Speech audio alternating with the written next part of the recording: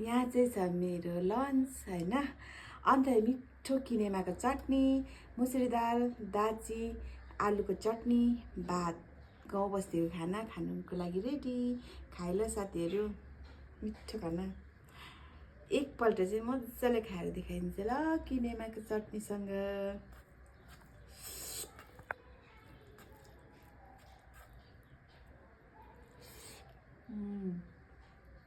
मिठो।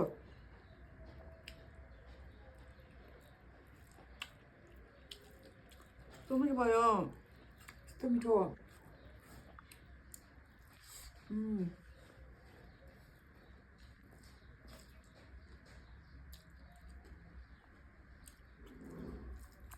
थाल पनि यस्तो ठुलो भयो हैन।